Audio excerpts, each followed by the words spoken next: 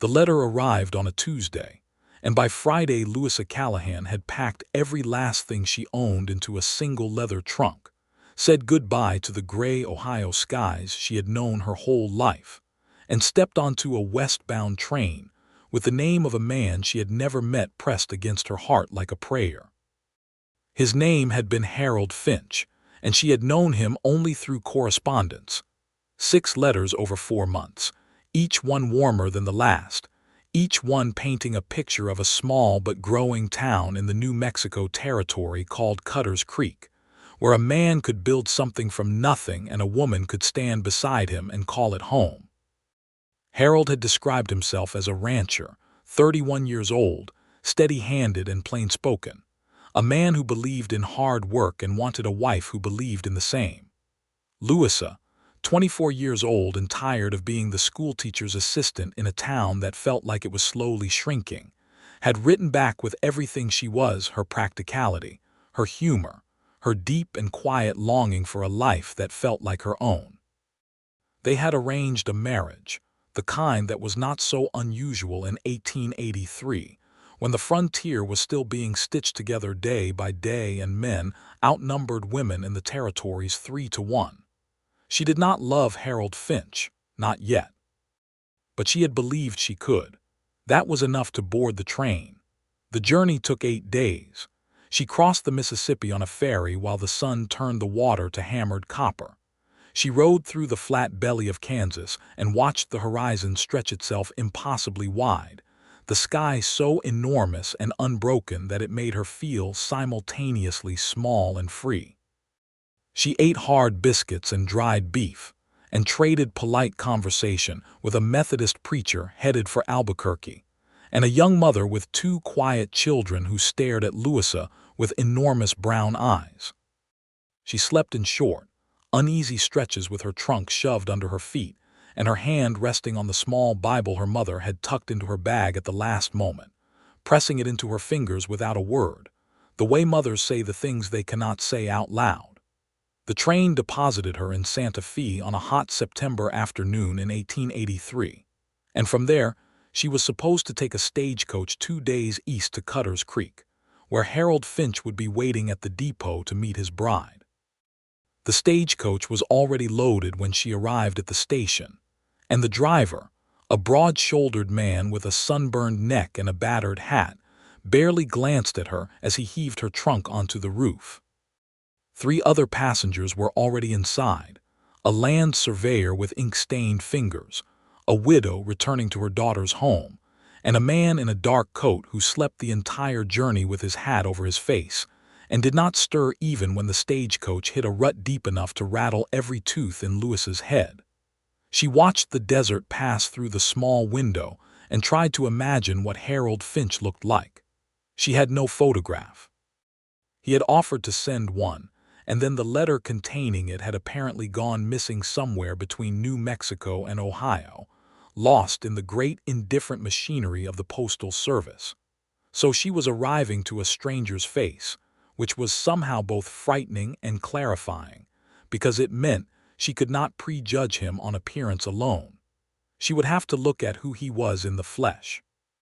The stagecoach rolled into Cutter's Creek on a Thursday morning, just as the sun was climbing above the ridge of red rock that bordered the town to the east and throwing long amber shadows across the main street. Louisa pressed her face to the window and looked. There was a general store, a livery stable, a small white church with a crooked steeple, a saloon called the Copper Nail, a blacksmith shop, a barber shop, and perhaps 20 or 30 other buildings of varying height and ambition. It was not a big town. It was not a beautiful town, but there was something about the way it sat against that enormous sky, stubborn and purposeful, that made her feel something stir in her chest. She stepped down from the stagecoach and straightened her back and looked around the depot area for a man who might be expecting her. There was no one waiting.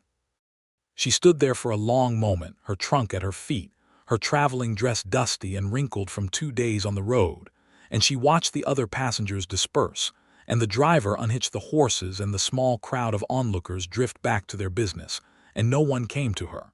She picked up her bag and walked toward the nearest person, which happened to be a boy of perhaps 12 leaning against the depot wall whittling a stick.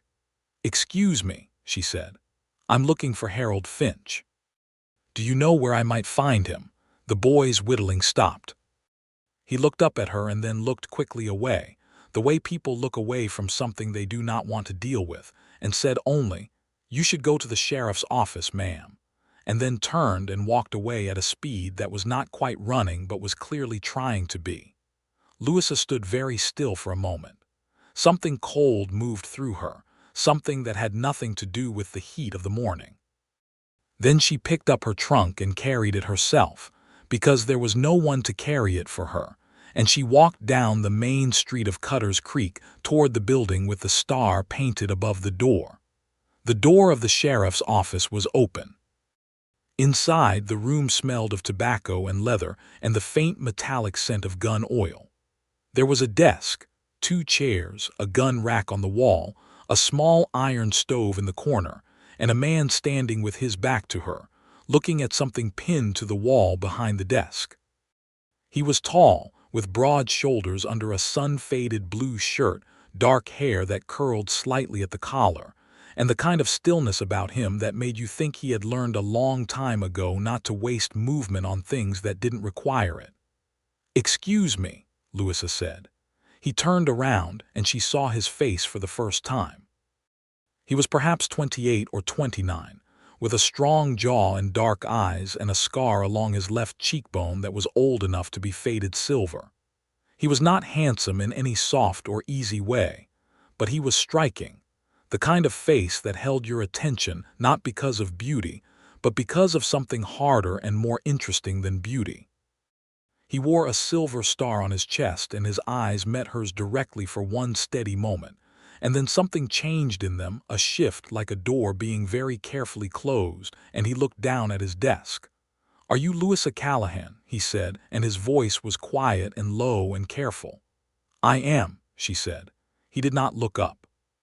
He looked at his desk, at his hands, at the hat he'd set down on the corner of it, and he said, "My name is Chester Mercer. I'm the sheriff here in Cutter's Creek." He stopped, started again. "I'm sorry. I don't know a better way to say this, so I'm just going to say it plainly because I think that's what you deserve." He stopped again, and the pause was long enough that Louisa felt the cold thing move through her again, stronger now, and she already knew before he said the words.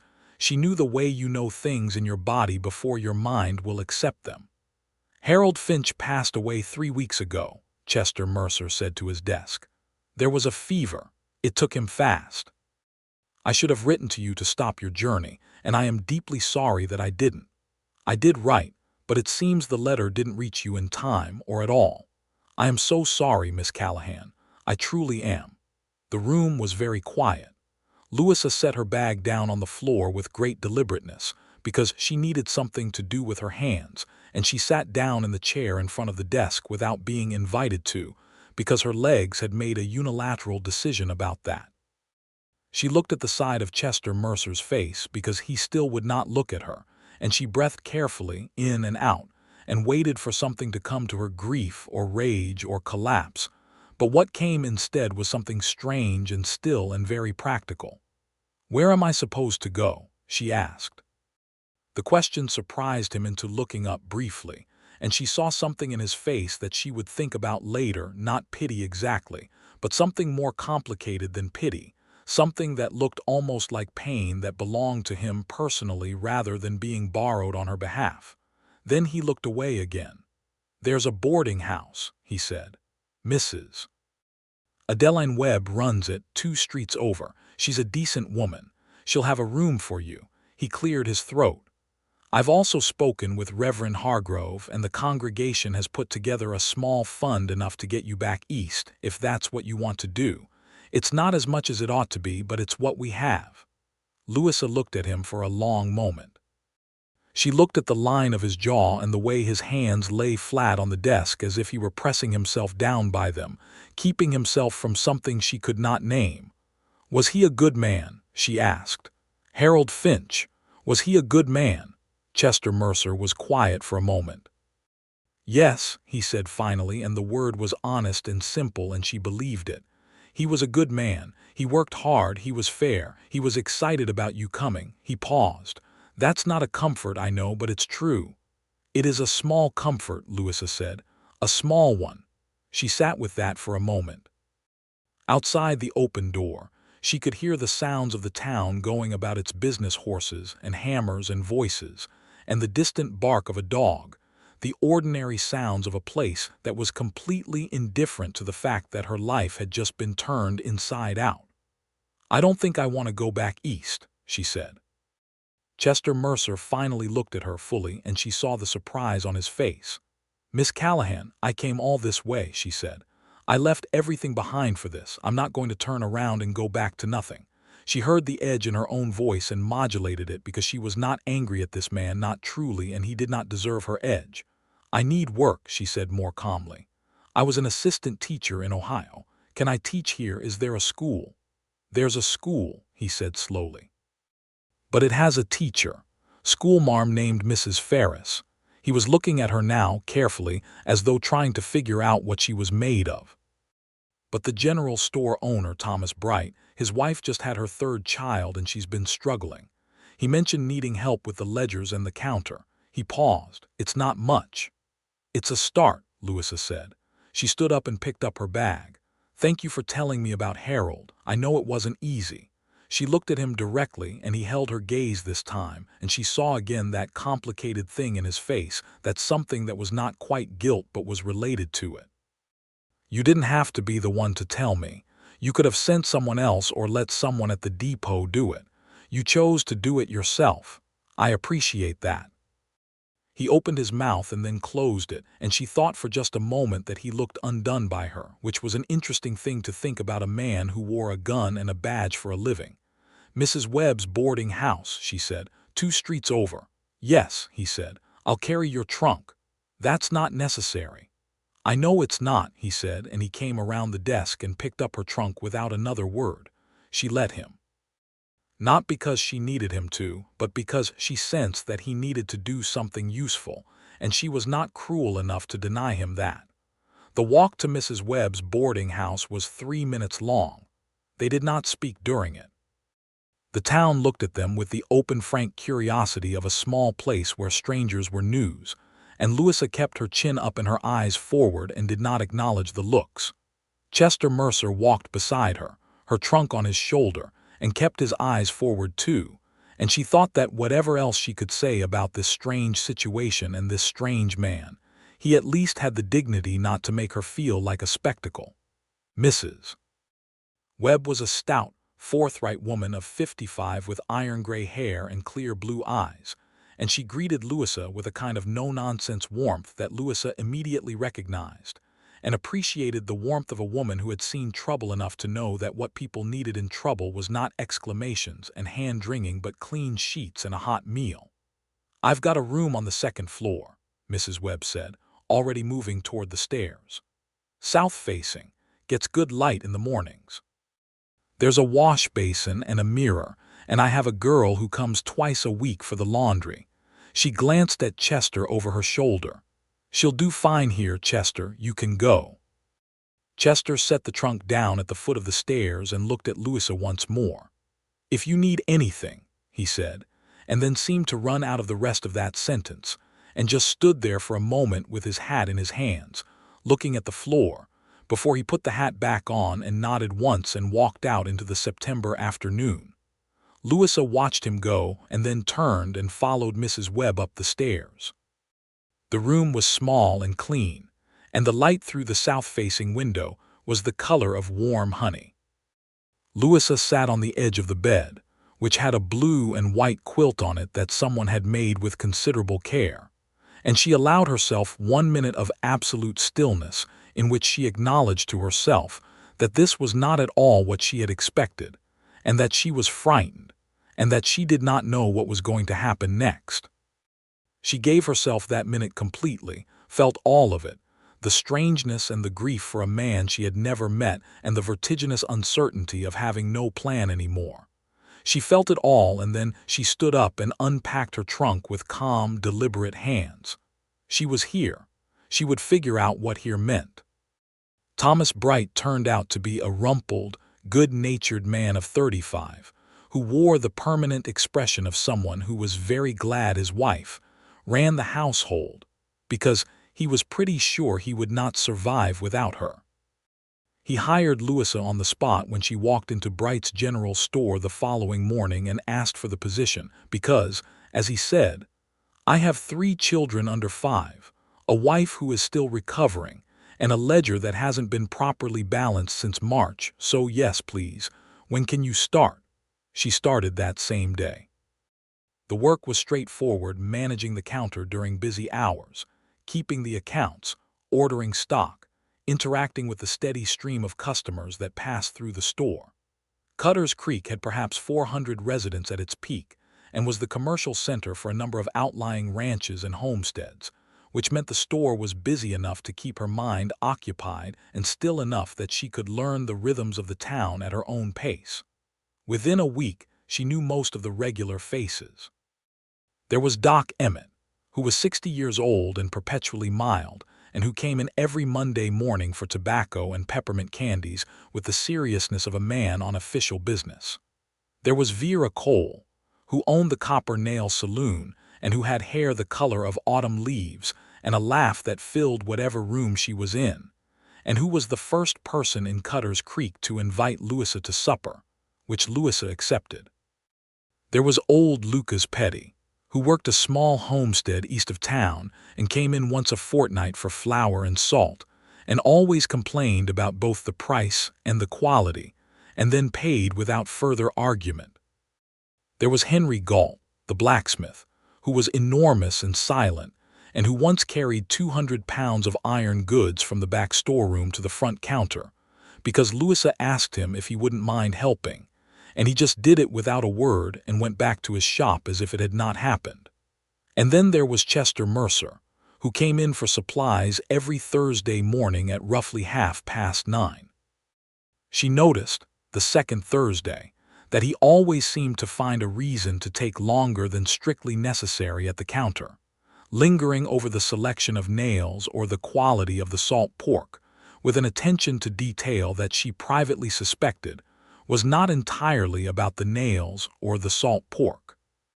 She noticed that he was a careful speaker, choosing his words with the consideration of someone who had learned that careless words caused damage, and that when he was not being careful, he sometimes said things that were quietly funny in a dry way that caught her off guard and made her laugh before she was expecting to. She noticed that his hands were large and scarred across the knuckles and that he handled fragile things, a jar of preserves, a bolt of calico that a customer had asked him to hold while she fetched her coin purse, with surprising gentleness. She told herself she was simply observant. It was a practical trait in a general store, being observant. That was all. On the 4th Thursday, just as he was counting out coins for a length of rope and a tin of coffee, he said, without looking up from the coins, "Are you finding it tolerable here, Miss Callahan?" "Tolerable is a low bar," she said, "but yes, more than tolerable in fact." He looked up at that briefly, a flicker of something that was almost a smile. "Mrs. Webb feeds me well," she continued, putting his purchases into a paper bag. "The Brights are kind. Vera Cole brought me a pie last week for no reason other than being neighborly, which I found remarkable, and the desert at sunset has been doing things that I cannot adequately describe." "I know what you mean," he said, taking the bag. He stood there a moment longer than he needed to. "There's a place," he said slowly, as if he was deciding whether to say it even as he was saying it, "about a mile north of town on the ridge. You can see the whole valley from it at sunset. If you ever found yourself wanting to see one of those things properly," he paused. "It's a good walk, safe enough. The trail is marked with white stones." "Thank you," she said. He nodded and left. She looked at the door after it closed and realized that her heart was doing something it had not done in quite some time, which she chose to find annoying. She went to the ridge that Sunday afternoon, following the white stones north of town, and arrived just as the sun was beginning its long decline toward the western horizon. Chester Mercer was right. It was remarkable. The valley spread below her in shades of red and gold and purple, the Rio Hondo a silver thread stitched through the floor of it, the far mountains going blue, and then indigo, and then almost black against the burning sky. She stayed until the stars came out, and then she stayed a little longer, and she thought about Ohio, about the narrow classroom and the gray skies and the life she had been trying to leave. And she thought about Harold Finch, whom she had never met and would now never meet. And she thought about what it meant that she was still here, still standing on this red earth under this enormous sky. And she thought that it might mean something good. The following Thursday, she told Chester what she had seen from the ridge. And for the first time he looked at her without the shadow of whatever it was that had kept his eyes down when she first arrived. And he smiled, a real smile this time. And she saw that his whole face changed when he did that. The hard lines of it shifted and softened, and something young came into it that made her understand, with sudden clarity, that this was a man who had spent a long time not smiling, and who needed someone to give him a reason to. She began to wonder, carefully, cautiously, what had put that shadow in him in the first place. It was Vera Cole who told her, because Vera Cole was the kind of woman who believed that people deserved to know the full story of the place they were in. Chester was the one who found Harold, Vera said. They were sitting in Vera's back parlor on a Wednesday evening with cups of coffee between them, the warm amber light of the oil lamp making everything soft and amber. Or rather, he was the one who got to Harold's ranch when he got sick, when someone rode in to say he needed the doctor. Doc Emmett was out at the Miller homestead for a difficult birth, and by the time he got back well, the fever had already done what it was going to do. Louisa was quiet, listening. Chester sat with him, Vera said. The last night, because Harold didn't have any family near and Chester was that kind of man is that kind of man. Doesn't let people be alone when he can help it. She looked at her coffee.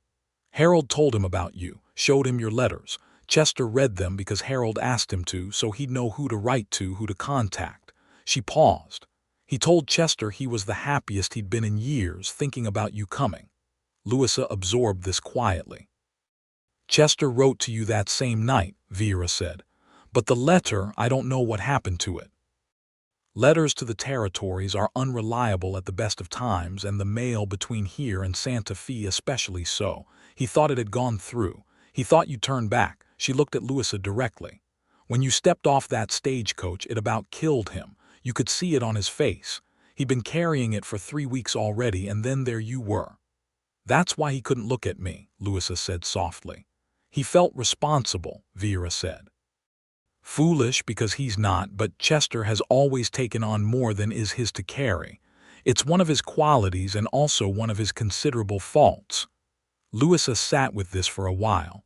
The oil lamp flickered. Tell me about him, she said. Not the badge, the man. Vera's expression shifted into something fond and complicated. He came here 4 years ago from Texas, where he'd been a ranch hand after the war, his father's war, I mean. He was too young for the fighting himself. He was working cattle drives up through the Kishom Trail, the kind of work that makes an old man out of a young one faster than anything else. He drifted through here, and Frank Willis, who was sheriff before him, took one look at him and offered him a deputy's badge, said he had the kind of eyes that could read trouble before it happened. Chester took the job because he was tired of moving, and I think because he liked the idea of a place being under his protection. She paused. When Frank retired 2 years ago, the town voted Chester in as sheriff. He's a good one, fair, not trigger-happy, which around here is more rare than you'd think. And the rest of it, Louisa said. Vera looked at her with the knowing look of a woman who understood exactly what was being asked. There was a woman, she said. Her name was Clara. She died of scarlet fever 3 years ago. They weren't married yet, but they might have been. She said it simply, without embellishment, because it was a simple and terrible thing and did not require decoration.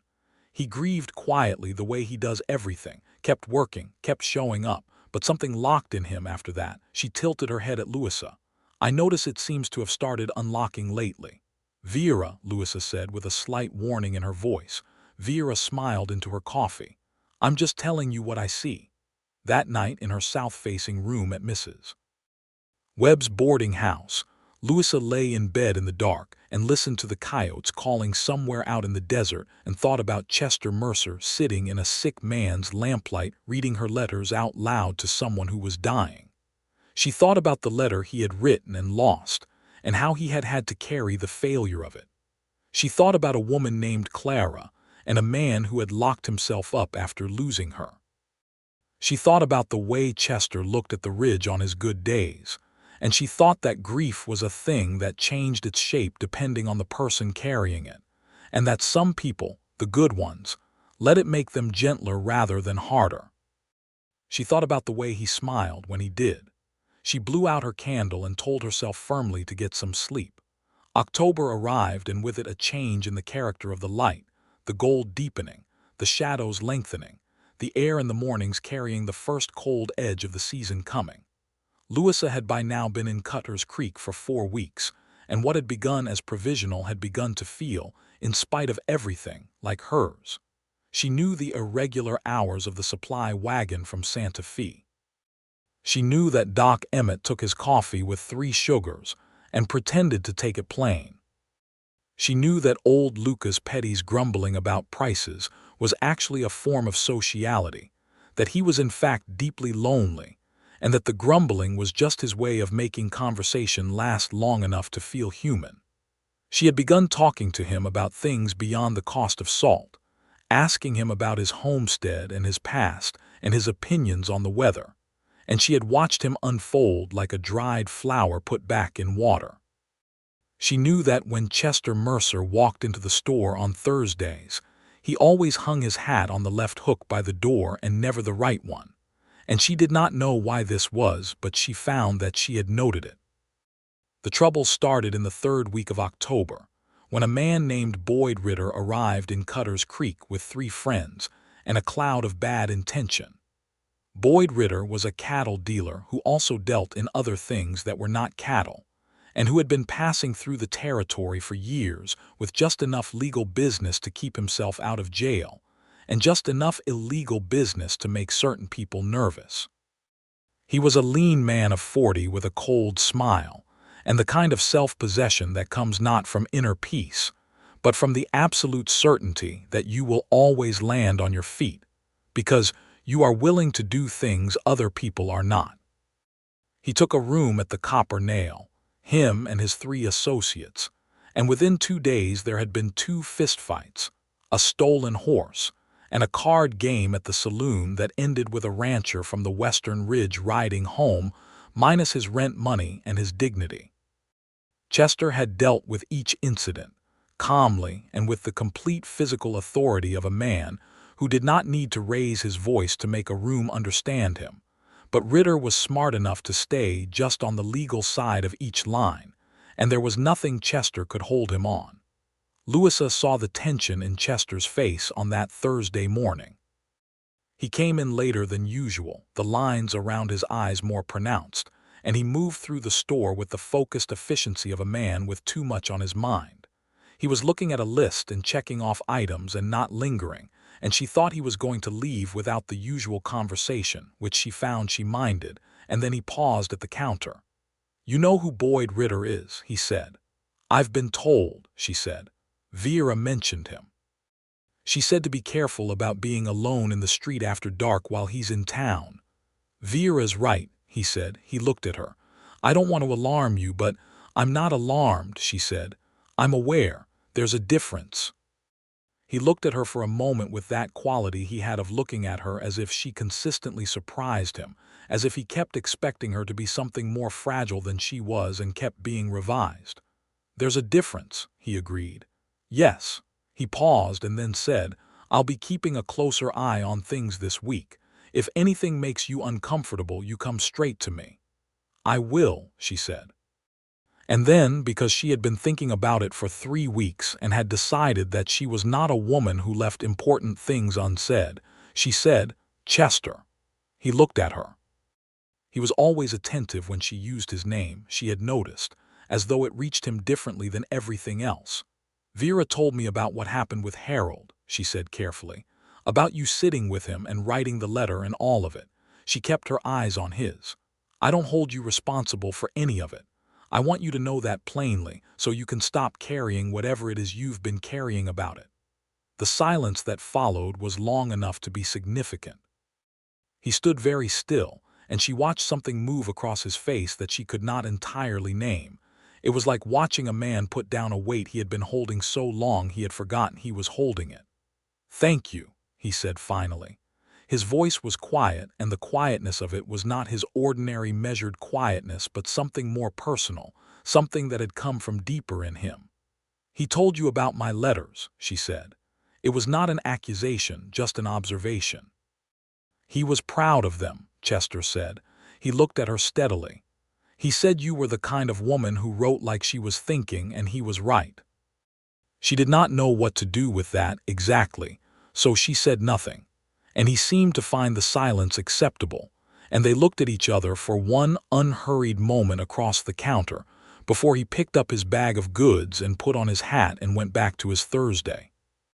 Boyd Ritter made his move on a Friday night, and it was not toward a person but toward a strongbox. Specifically, the strongbox in the back office of the land office adjacent to the general store, where a considerable sum of money had been deposited by a group of settlers buying land grants in the Eastern Valley. Chester had suspected Ritter had been eyeing it. The man had asked too many casual questions about the land office's security, the kind of casual that was in fact the opposite of casual. Louisa was still at the store, finishing the week's ledger by lamplight, when she heard the sound of breaking glass from the next building. She went very still and then very deliberately not still, because stillness in a crisis was a luxury she could not afford.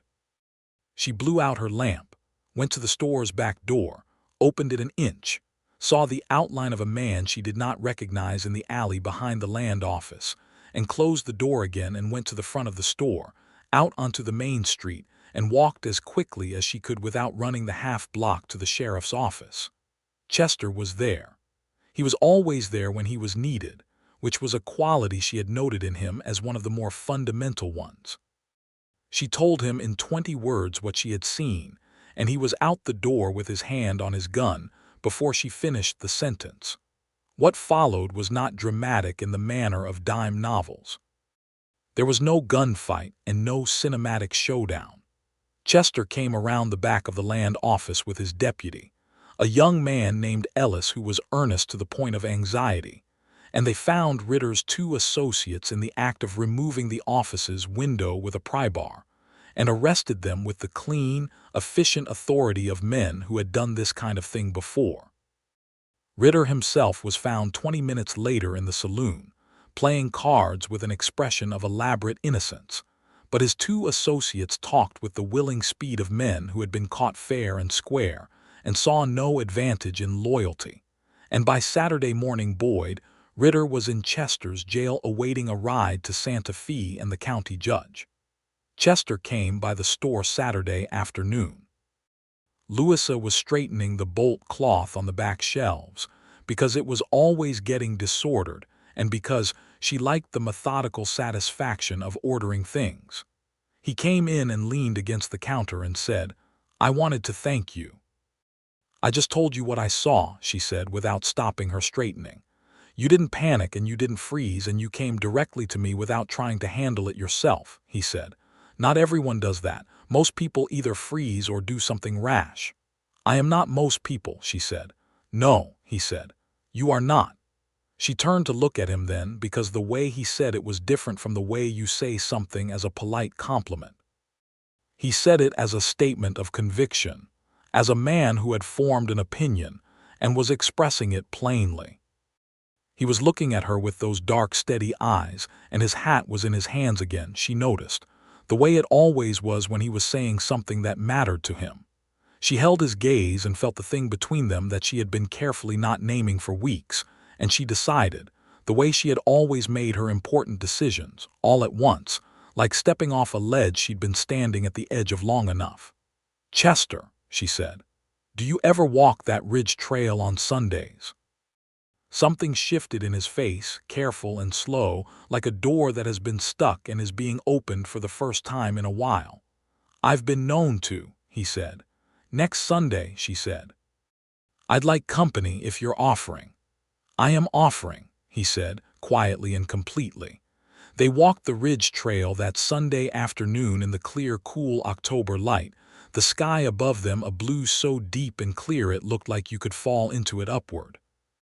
They walked at first in companionable silence, the white stones marking their way up through the scrub juniper and pinon pine, the desert laying itself out below them in its ancient reds and golds. And Louisa thought that this was already one of her favorite places in the world, this particular stretch of high ground, and she had only known it a month. Chester talked, when they reached the top, in a way he had not yet talked to her, not carefully or measuredly but more freely, the way people talk when they are outside and walking, and the ordinary social architecture of rooms and propriety has been left behind.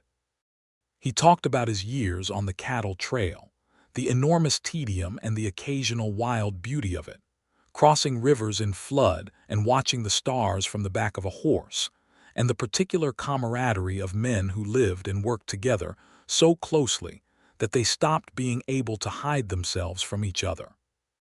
He talked about his father's ranch in Texas, which had struggled and failed after the war, the way so many things in the South had struggled and failed, and he talked about it without bitterness, just with the clarity of a man who had reckoned with a hard thing and come to terms with it. He did not talk about Clara. She did not push.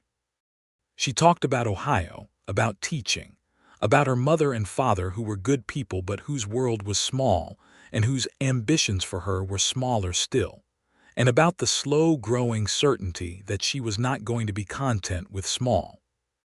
She talked about reading Harold Finch's first letter and feeling not love but something more practical and in its own way more promising than love, the feeling of recognizing in someone else a compatible set of values, a compatible direction of travel. "Do you regret coming?" he asked. He was looking out at the valley, not at her. She considered the question with the seriousness it deserved. "No," she said finally. "I don't," which surprises me still sometimes. "I lost something I thought I was going to have. But I gained," she gestured at the landscape, the enormous burning valley, the last of the afternoon light spreading across it in colors that had no names in the languages she knew. "This, and a job I'm good at, and people I like," she paused, "and conversations I didn't expect." He was quiet for a moment.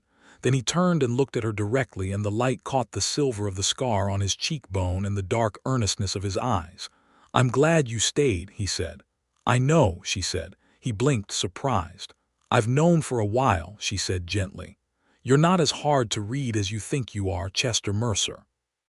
He made a sound that was half a laugh and half something else, and he looked away at the valley, and she saw color come into his face, which she found unreasonably endearing in a man who wore a gun and kept a county's peace.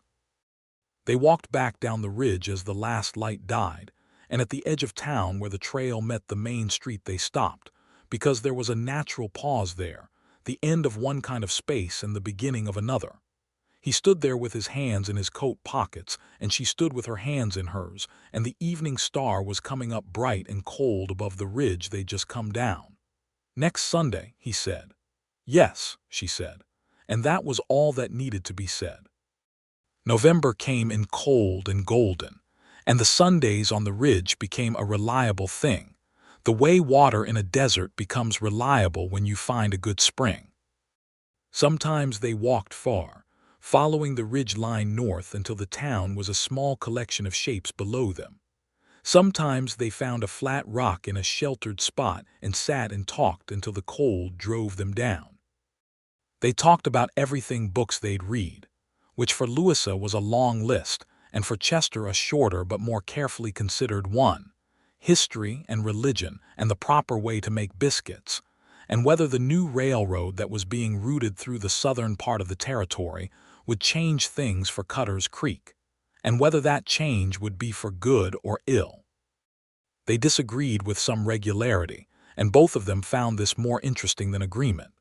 Louisa watched Chester become, incrementally, week by week, more himself. She watched the thing in his eyes that had always been slightly retreated begin to come forward. She watched him laugh more freely, and she watched the way he engaged with people in town change very subtly, a degree or two less guarded, as if her company had reminded him that letting people in was not inevitably a transaction that ended in loss.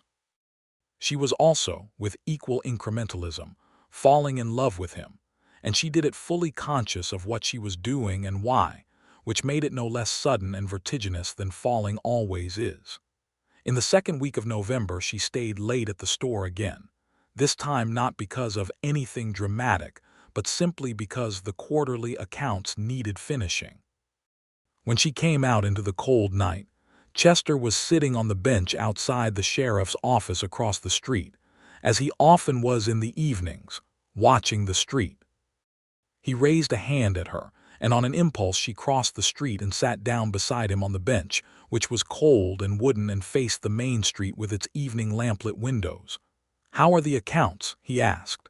"Settled and balanced," she said with satisfaction. "Thomas Bright is going to be very pleased. He hasn't had a balanced quarterly account since his wife was well enough to do them herself." "You've done good work here," Chester said. He said it simply, not as flattery but as an observation, the way he said things he meant. "Thank you." She looked down the street at the warm rectangles of light in the windows. "I've been thinking," she said, "about staying, permanently." He was quiet.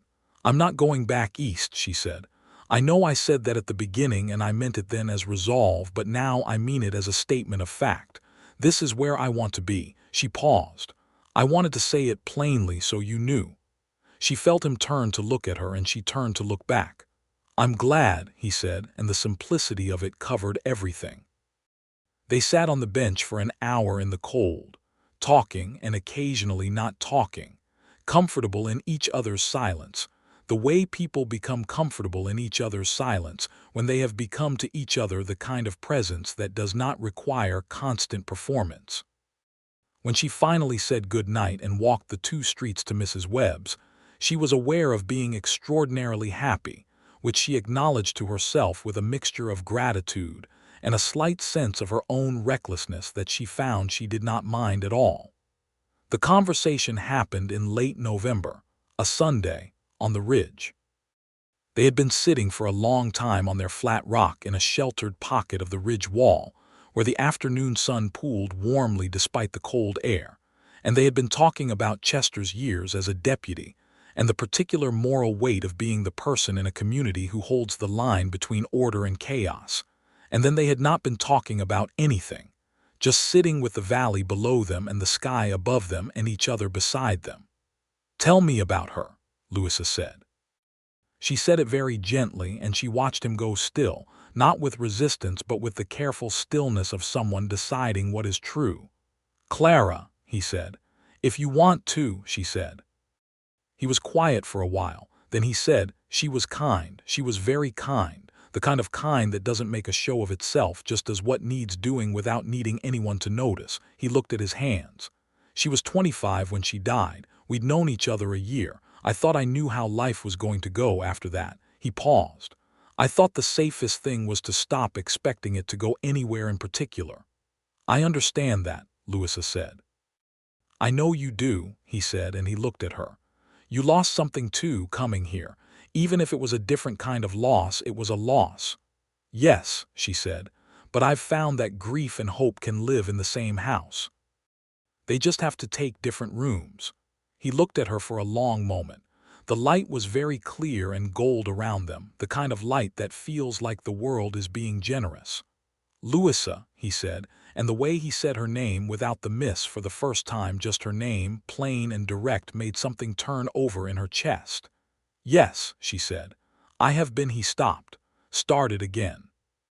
"I find that he stopped again, and she watched the careful man struggling with something that did not want to be made into careful words, and she thought she had never liked him more than in this moment, watching him try. "Chester," she said softly, "I know. I'd like to do this properly," he said. "I'd like to court you if you'll have it." "I'll have it," she said. Properly, he repeated, with a slight emphasis that made her think he was talking to himself as much as to her, setting himself a standard. Properly, she agreed, with a smile she couldn't quite contain. The courting that followed was, in fact, proper in the ways that mattered. Chester spoke to Mrs. Webb, who had in some sense become the nearest thing to a female guardian Louisa had in Cutter's Creek, and to Thomas Bright, who was Louisa's employer and who declared himself delighted and shook Chester's hand 4 times. There were Sunday walks and Thursday conversations at the store counter, and as December arrived, a series of evening visits to Mrs. Webb's parlor, where they sat by the fire and talked, and Mrs. Webb conspicuously occupied herself with her knitting at the far end of the room, with the practiced obliviousness of a woman providing chaperone services without making anyone feel chaperoned. Chester brought her small things, not extravagant things, because that was not how he was, but considered ones. A book of poetry he had ordered specially from a printer in Santa Fe, because she had mentioned the author once in passing. A small stone he had found on the ridge that was threaded through with a vein of turquoise that caught the light in a particular way. A jar of Vera Cole's preserved peaches that he obtained through what Vera later confided was an elaborate trade involving 2 plugs of tobacco and a favor owed since last spring. She kept the stone on the windowsill of her room at Mrs. Webb's, where it caught the morning light. The Christmas social was held in the church on the 23rd of December, the whole town gathering in the scrubbed and lamplight and pine-bough decorated interior, and Louisa sat beside Chester in the pew and sang hymns she knew and hymns she didn't and felt, with a fullness that surprised her with its completeness, that she belonged here. Not just in this building, not just beside this man, but in this place, this Red Rock desert town under its impossible sky, this community of stubborn, practical, generous, difficult, ordinary people who had each decided for their own reasons that this was where they were going to plant themselves. After the social, walking back through the cold, clear night with the stars enormous overhead, Chester stopped at the edge of the churchyard where a cottonwood tree made a pool of shadow and turned to her. His breath made white clouds in the cold air and his hat was in his hands again. "I love you," he said. It was very direct, very simple, very him. "I wanted you to know that plainly, in case it wasn't plain." "It was becoming plain," she said, "but I'm glad it's plain now." She looked up at him and he looked down at her, and when he kissed her it was quiet and deliberate and warm, and the cold night and the stars and the distant sound of voices from the church and the whole enormous dark desert were all present and all seemed to approve. He walked her back to Mrs. Webb's and she stood in the doorway and looked at him in the starlight. "I love you too," she said, "in case that wasn't plain." "It's becoming plain," he said, and he smiled, the full one, the one that changed his whole face, and she carried it upstairs with her like a lamp. The new year of 1884 arrived in Cutter's Creek with a cold snap that frosted the windows of every building on Main Street and turned the water in the horse troughs to solid glass every morning. Louisa wore her heaviest coat and her practical wool gloves, and thought that she preferred this honest cold to Ohio's damp gray variety, which had always felt to her like whether that couldn't commit to being either miserable or tolerable, and landed instead on a permanent dissatisfied middle. She was thinking clearly in January about the future, about what it looked like practically. She had savings, not much but some, what she'd brought with her and what she'd earned at the store.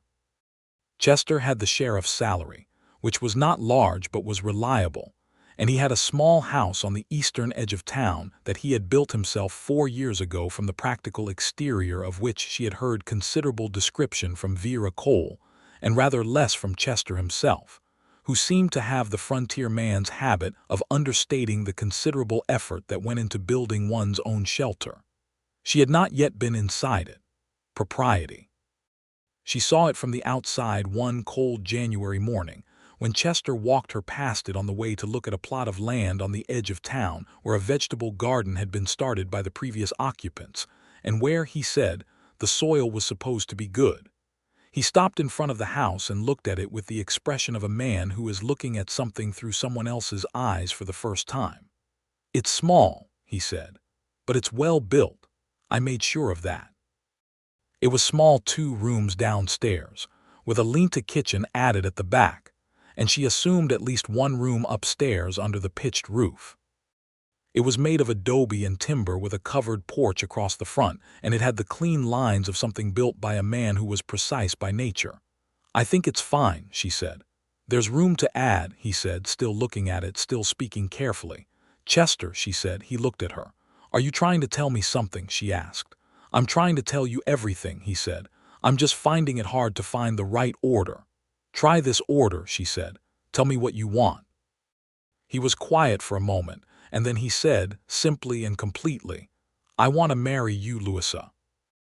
I want you to live in that house and help me make it bigger, and I want to spend the rest of my life walking that ridge with you and arguing about books and having supper with you every evening until we're old." He paused. "That is what I want." Louisa looked at him in the cold January morning light, at this man who had delivered the worst news of her life and then, by some extraordinary grace, had also turned out to be its best, and she felt the full, rich, complicated, unambiguous truth of her own answer. "Yes," she said. "Yes." He was looking at her with something in his face that was raw and young and completely unguarded. "Yes, Chester, obviously yes," she said. "Did you imagine I would say anything else?" He laughed. He really laughed, without the hedge and the measure of it, just open and real, and she loved him so completely in that moment that she thought she might not be able to contain it, and she did not try to. They were married in March of 1884, in the white church with the crooked steeple, by Reverend Hargrove, with the whole town of Cutter's Creek attending, because in a town of 400 there is no such thing as a small wedding. Mrs. Webb wore her good dress and cried in the front pew. Vera Cole organized the wedding supper at the Copper Nail with magnificent efficiency and produced 3 pies, a roast, 2 kinds of bread, and a cake that stood impressively tall and tasted of honey and vanilla. Thomas Bright and his wife, recovered and radiant, attended with all 3 children, who proceeded to run between the adult legs with the inexhaustible energy of the very young. Old Lucas Petty came in his Sunday clothes and grumbled about the cold and ate more cake than anyone else. Doc Emmett performed the small additional honor of pressing Louis's hand at the reception and saying, with his perpetual mildness, "I think Cutter's Creek got the better end of this bargain," which she suspected was the warmest thing he said to anyone all year. Chester stood at the front of the church and watched her walk down the aisle on the arm of Thomas Bright, who had kindly and without being asked offered to fill that role, and she saw on Chester's face the thing she had been watching unlock all winter fully open now, nothing held back, everything he was laid out plainly for her to see, and it was beautiful, the way plain things done honestly are beautiful. The Reverend asked the words and they said the words back, and Chester's hands were steady as rock when he took hers, which was not nothing, in a man who had known loss. They moved into his house on the eastern edge of town that same week, and Louisa spent the first 3 days of her marriage rearranging things in the quiet, purposeful way of a woman who has finally arrived at her own place and is taking full possession of it. She hung her blue and white quilt from Mrs. Webb's room on the wall of the bedroom, which Mrs. Webb had pressed upon her as a wedding gift, with the firm instruction that if Louisa tried to refuse it, she would be very offended. She put the turquoise-veined stone on the window ledge above the kitchen sink where it caught the morning light. She found places for her books on the shelves Chester had built, and she moved his considerably shorter book selection over to make room with the deliberate casualness of a woman who has decided that this is just how things are going to be, and Chester watched her do it with a smile that did not stop. The house was small, and she loved it. There was work to do on it, the kitchen lean, to needed better weatherproofing, and the root cellar was inadequate, and there was a south-facing wall that would benefit enormously from a proper window. Chester had already been planning these things, she discovered, in the methodical mental way he planned everything, And as they talked about it in the evenings by the fire, she found enormous pleasure in the conversations of practical partnership, the particular intimacy of two people building a life together from the ground up, making decisions together about roof angles and cellar depth, and where exactly a vegetable garden should go. Spring came fast and bright to the New Mexico territory, the desert suddenly blooming with color that came out of the red earth like a surprise, wildflowers in yellows and purples spreading up the hillsides, the cottonwoods leafing out in a green so fresh it almost hurt. Louisa planted her kitchen garden in the good soil on the east side of the house, and she planted it with the same focused determination she brought to everything. Reading about soil and drainage in a pamphlet she ordered from an agricultural society in Denver, and consulting old Lucas Petty, who knew more about growing things in desert conditions than anyone in town, and who, she had correctly assessed, responded powerfully to being asked for his expertise. He started coming by regularly to inspect the garden's progress, grumbling about the depth of the furrows and the spacing of the beans, and the entirely inadequate way she had staked the tomato plants. And she thanked him for every piece of advice, and implemented it, and watched the old man become, over the course of the spring, a regular and comfortable presence at her table for Sunday dinner, which was something she suspected he had not had in years. Chester watched all of this with a steady, private joy that she saw on his face at odd moments. When he came home to find her reading on the porch in the late afternoon light, when they sat at supper, and she made him laugh with a story about Doc Emmett's latest campaign against the quality of the general store's tobacco supply. When they walked the Ridge Trail on Sundays now as husband and wife, her hand in his, the valley spread below them in its ancient, unconcerned splendor. He told her things, slowly and over time, that he had not told anyone. He told her about the cattle drive years with a detail and humor he had only summarized before. He told her about Frank Willis, the old sheriff who had seen something in him worth cultivating, who had died of a heart attack 2 winters ago and whose absence Chester still carried quietly. He told her about the night Harold Finch died, which he had not spoken of directly, and she listened with complete attention. And when he was finished, she took his hand and held it and did not try to make it easier because it did not need to be made easier. It just needed to be heard. She told him about the train journey west, the Mississippi at sunset and the vast flatness of Kansas, and the moment she had first seen the desert from the stagecoach window and felt something in her settle that had never settled before, like a compass needle swinging to its true direction.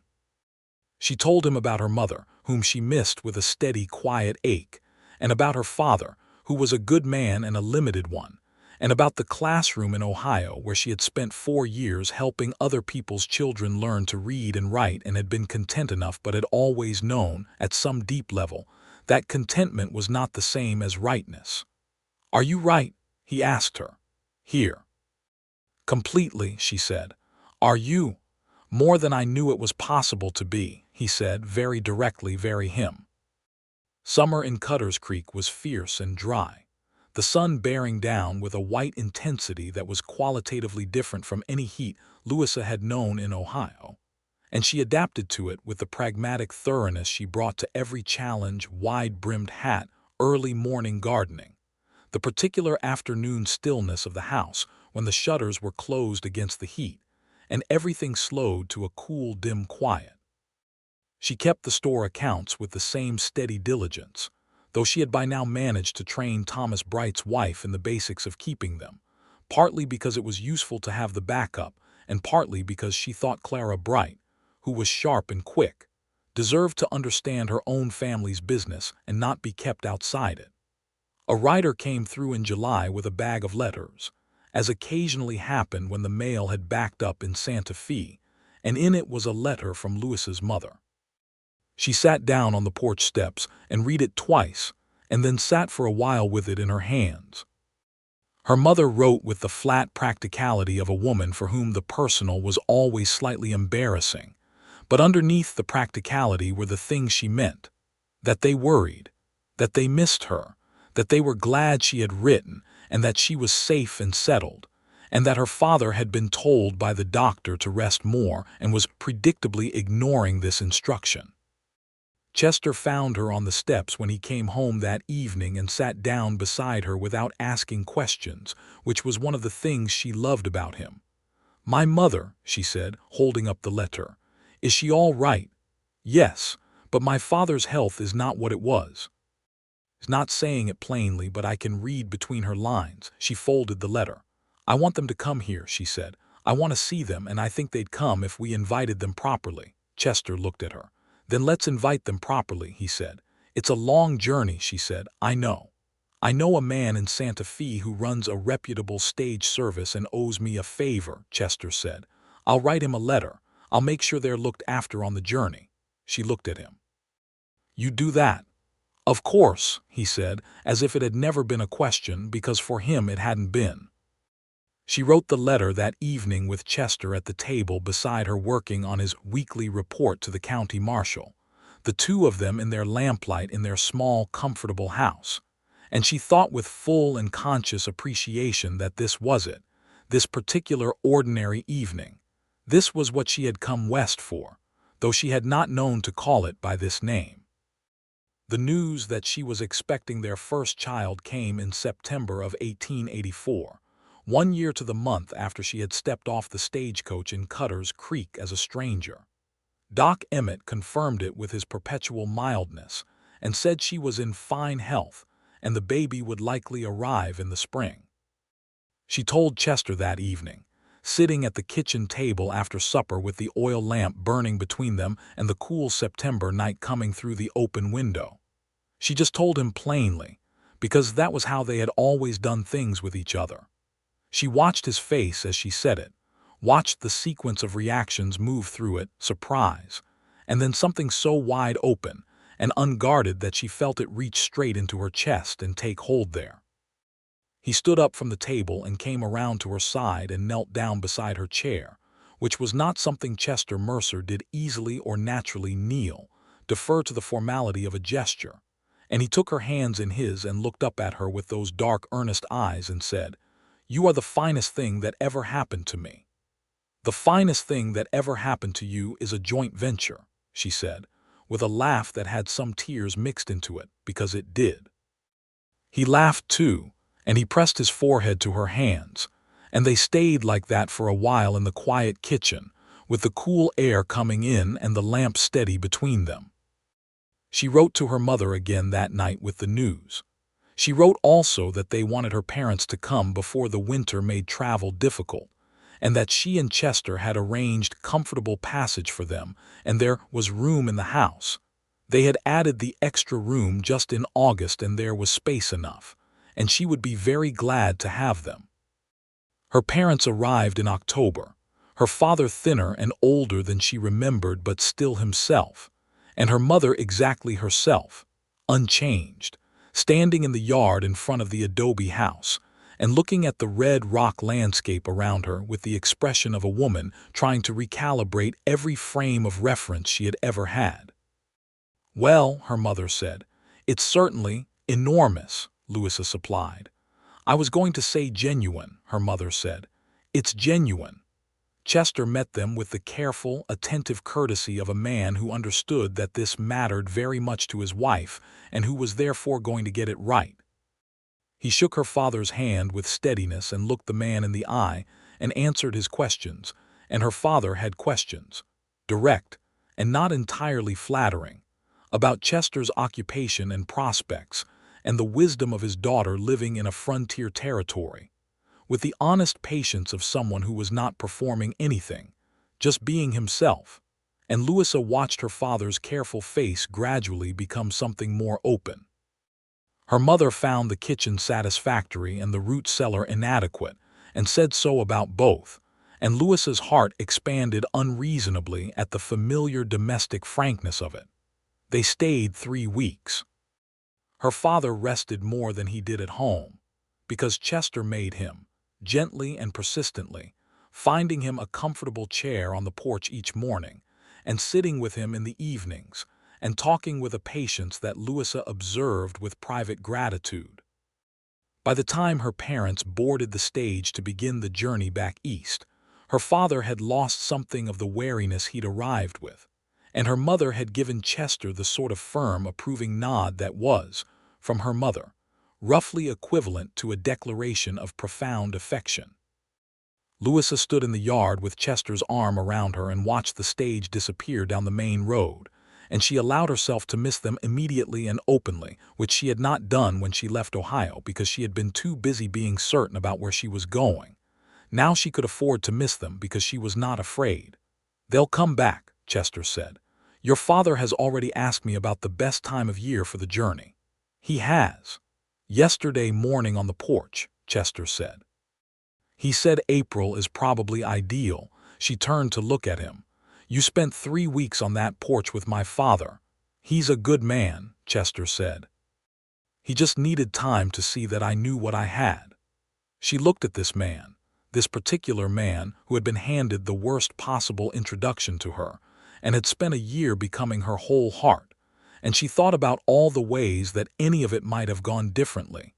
If she had turned around at the sheriff's office, if she had taken the return money and gone back east, if she had chosen fear over forward. She thought about Harold Finch, who had painted her a picture of the West that turned out to be not wrong, just differently true, who had brought her here by routes neither of them could have predicted. She thought that she held no grief anymore for the life she had been planning, because the life she had instead was so completely, specifically right for who she actually was that morning. The alternative would have been like mourning a life that had never really been hers to begin with. "Let's go inside," she said. "It's cold." He held the door for her, which he always did, and she went in. The baby arrived in April of 1885, as Doc Emmett had predicted, in the early morning with the spring desert outside the window and the smell of the first wildflowers coming through the air. He was a son, Chester Theodore Mercer, named the first name for his father and the second for no particular reason other than that Louisa liked the sound of it, and Chester said he liked whatever she chose. Mrs. Webb was there for the birth, steady and practical and invaluable, and Vera Cole appeared at the door approximately 40 minutes afterward with a pot of soup, and the specific emotional expression of a woman who had not thought she wanted children particularly, and was now being ambushed by how much she felt about this particular one. Old Lucas Petty left a basket of dried herbs from his homestead on the porch without knocking, which was very him. Chester held his son in the first pale light of the spring morning, and Louisa watched his face and felt that she understood something now, looking at him, that she had only partly understood before, that the wholeness of a person is sometimes made visible at moments of great joy rather than great pain, and that the joy a person is capable of is the true measure of their depth. He looked up at her from the baby, and his eyes were wet, and he did not try to hide it, and she loved him completely. Chester Theodore grew from a small, fierce-lunged thing into a bright, dark-haired boy who had his father's steady eyes and his mother's deliberate way with words, and his own particular genius for trouble that was both alarming and, in retrospect, predictable given his parentage. He was 3 years old when his sister arrived, Nora Mae Mercer, who came into the world with equal determination and promptly demonstrated from birth that she had opinions about everything and was fully prepared to share them. The house grew. Chester added the full second floor in the summer of 1886, working evenings and Saturdays with Ellis, who had grown from an anxious young deputy into a capable, steady man who was going to make an excellent sheriff himself someday, and with Henry Galt the blacksmith, who appeared the first Saturday of the project with his tools and his silence, and proceeded to do the work of 2 men without being asked. Louisa directed the interior, making decisions about what went where with the particular authority of a woman who has thought clearly about what a life requires and arranged things accordingly. The vegetable garden by now was a real and productive enterprise, considerably larger than its first iteration, and Louisa had begun sharing surplus with the town's poorer families in the way you could when you had more than enough, quietly, as a matter of course, without ceremony. She had also, at the request of Mrs. Ferris, who was getting on in years and found the younger children increasingly exhausting, begun teaching the primary class at the school 3 mornings a week, which she loved with an uncomplicated joy she had not expected, and that made her understand that she had not left teaching behind when she left Ohio. She had just been waiting to find the right classroom. The school itself needed work. The building was drafty and the desks were too few, and this became, over the winter of 1886 and the spring of 1887, a project that Louisa drove with the same focused determination she brought to everything, writing letters to the County Board of Education and to charitable organizations in Albuquerque and Santa Fe, organizing a fundraising social at the church that raised more money than anyone had expected, and working with Chester to propose to the county a formal expansion of the school's resources. It took time, and it required navigating the indifference of officials who did not see why a small territorial town needed anything more than the minimum. And there were moments when the indifference was frustrating enough to make her feel the particular cold fury of someone who knows what justice requires and is watching it be denied by people with the power to provide it and the convenience not to. Chester was beside her in all of it, which mattered. He used his position and his relationships with the county marshal and the various officials he dealt with to open doors, and he was unambiguous about why.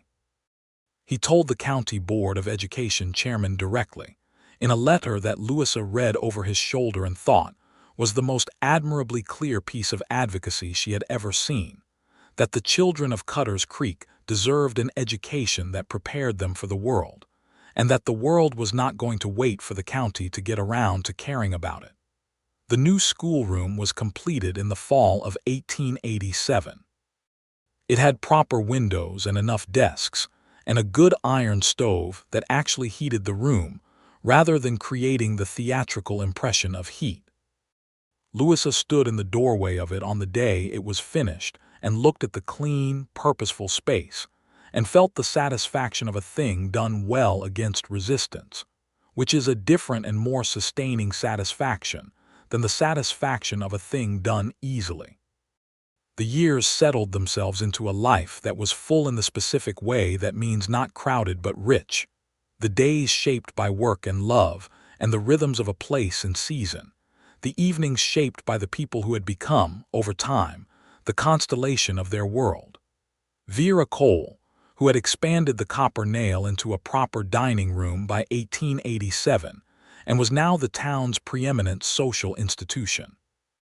Doc Emmett, who retired in 1888 and was replaced by a young doctor from back east named Alderman who wore spectacles and was terrified of horses, and whom Louisa took under wing with the matter-of-fact kindness of someone who knew what it felt like to arrive somewhere new and have someone offer you a foothold.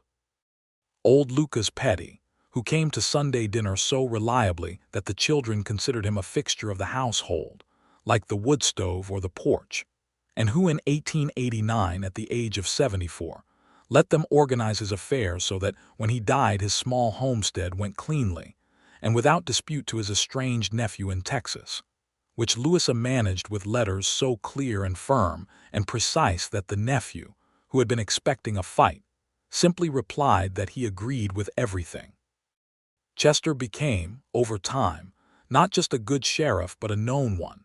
The county marshal spoke well of him.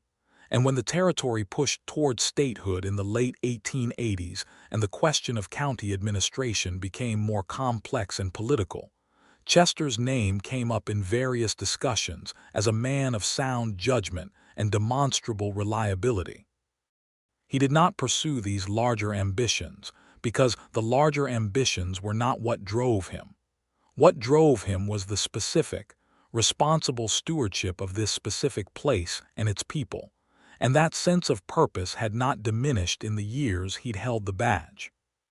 He and Louisa walked the ridge trail with the children on Sunday afternoons when the weather allowed, and Chester Theodore, who was 4 years old the first time and then 5 and then 7 and then 9, learned the trail so well that he could lead it himself, identifying the white marker stones and the pin-on pines with the proprietary authority of a child for whom a landscape has become personal. Nora, 2 years younger and constitutionally unwilling to be less capable than her brother in any terrain, kept pace with him with her chin up and her dark eyes sharp, and Louisa watched her children learn the ridge the way she had learned it, and thought about what it meant to give someone a place to know.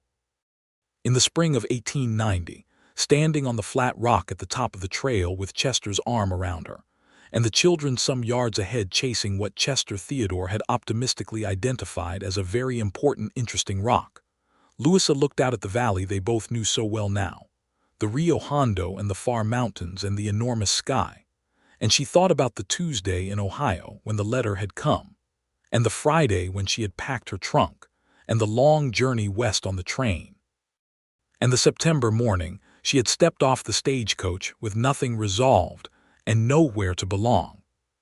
She thought about walking into a small sheriff's office and seeing the back of a tall man in a blue shirt, and the way he had turned around, and the way he had looked at her for that one steady moment before he looked away. She thought about all the small moments between that morning and this one, the ledger work and the Thursday conversations and the ridge walks and the winter evenings and the birth of their children and the school project and the Sunday dinners with Lucas Petty and the expansion of the house and all the 10,000 ordinary moments of a life that adds up to something completely itself. She thought that grief was a compass sometimes, that the thing you lose sometimes points in its leaving toward the thing you were always meant to find. "What are you thinking?" Chester asked low beside her. She turned to look at him. He was 41 now, and the years had put some lines in his face and a thread or two of silver in his dark hair, and he was the same person he had been when she walked into his office 7 years ago, and also entirely different, opened up, unlocked, fully himself in a way that she had watched happen day by day and still found remarkable. "I'm thinking I'm glad the letter didn't reach me in time," she said. He was quiet for a moment, understanding her. Then he said, "I used to feel guilty about that." "I know," she said. "I don't anymore," he said. "Good," she said. He held her a little closer, and she leaned into him, and below them the valley lay in its ancient patience, red and gold and full of a beauty that had no need to explain itself. Chester Theodore's voice came carrying back to them on the wind, something about the rock, something urgent and important in the way of children for whom every discovery is a first and therefore a significant one. Chester raised his voice and called back, "Bring it here then, let's see it."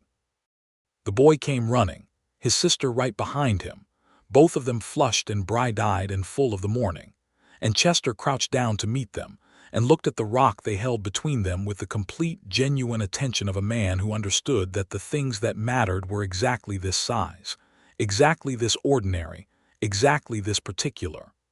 Louisa watched her family on the ridge in the spring light and felt, fully and without reservation, that she was home. Not the word she had reached for on a Tuesday in Ohio when a letter arrived with a promise in it, a different and truer word. The word that belongs to a place you have grown into and that has grown into you, the place that knows the specific weight of your footstep, and where you know the exact angle of the light in every season, the place where you have put your grief and your love and your labor into the ground and felt them take root. She had come west looking for a husband, and she had found instead something that could not be sent for and could not be arranged and could not be planned, a life that was completely, specifically, irrevocably hers. Chester stood up from the children and looked at her across the top of the ridge, and the look that passed between them in that moment was the kind of look that has its own whole language, built up year by year out of everything that has been said and survived and chosen, and she gave it back to him in full. Then she turned to her children and said, "All right, show me this extraordinary rock," and the day went forward as days do, full of light.